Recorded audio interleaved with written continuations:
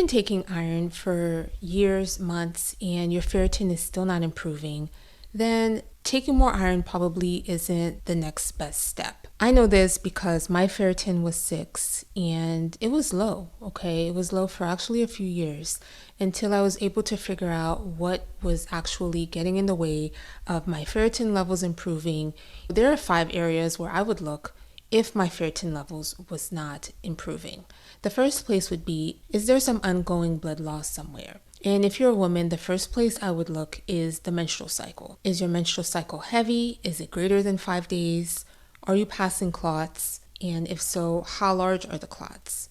And are you changing the tampons or your pad every 2 hours? How is the flow? That's the first thing. The next thing is, do you have any other ongoing blood loss either in your stomach or in your colon? All of these things are very important in trying to identify why your ferritin and iron is low in the first place. Most women are just told to take an iron supplement and we'll check it back in a few months. The next place that I would start looking is, are you taking the wrong form of iron? That's another example that I have. When I was younger, I was prescribed ferrous sulfate, and ferrous sulfate is actually one of the most common prescribed iron supplements. It comes with side effects that are harsh, constipation, nausea, and most people don't feel well taking ferrous sulfate like I did. Within a week or 2, I stopped being consistent with it. I hear a lot of complaints from people saying that it makes them constipated, they feel nauseous, so they're not able to stick with that regimen. Therefore, their iron and ferritin levels don't improve. That's common. What I would say is finding the form that's best for you. It's not going with whatever is trending on TikTok.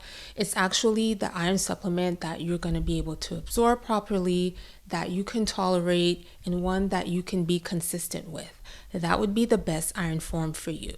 Now, there are different types of iron. There's ferrous sulfate. It's a little bit cheaper, widely available. There's ferrous bisglycinate, which is gentler on the stomach, and most women do well and tolerate. There's also heme iron. I felt that it was super important to try to help and guide women to figure out which form of iron would work best for them in this iron selector tool. Okay, so this is a brief demonstration of the iron selector tool. You would go through it here.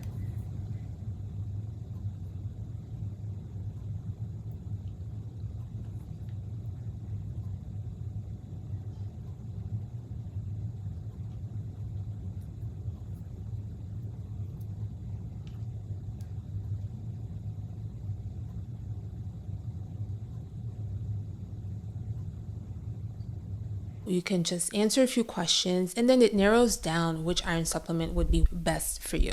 The third place that I would look is, are you taking iron the right way? And I came up with this easy rule that anyone can follow. So I would say 2 hours. 2 hours, 2 hours, 2 hours. You can take iron early in the morning, 2 hours before your meal, or in the evening, 2 hours after your meal. And the third 2 hours would be, space it 2 hours away from any coffee, tea, or calcium products, such as acid blockers, yogurts, dairy, any form of dairy. You give yourself a 2-hour window so that the iron that you take can actually absorb and you don't have anything competing with that iron, just so you can get the maximum absorption. The fourth place that I would look is there anything interfering with your iron absorption? There are a lot of patients that I see that have GI or stomach problems, and sometimes it's due to acid reflux, which is very common, gastritis, which is inflammation inside of the stomach.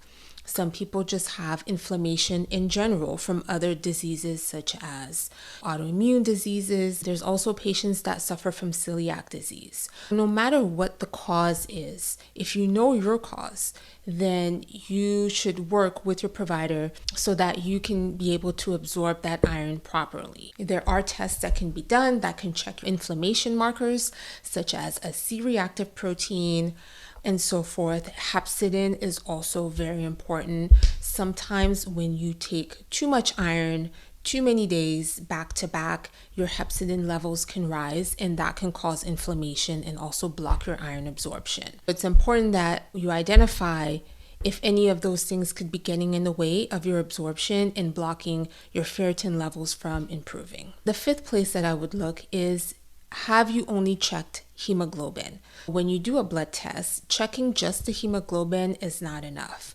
You need a full iron panel that includes ferritin levels, saturation levels, your hemoglobin, just so you can have a full picture, because hemoglobin and ferritin are not the same thing. Hemoglobin is what's circulating in your blood at the moment, and your ferritin is your iron storage level. The storage is what depletes first before you see the hemoglobin change. So it's quite possible to have a normal hemoglobin with low ferritin levels. And with low ferritin levels, you can see anything from fatigue, hair loss, receding around the hairlines, restless legs, shortness of breath. There's a lot of symptoms that can happen with low ferritins, and that's why it's important to have a baseline. You also want to know how well is your supplement working.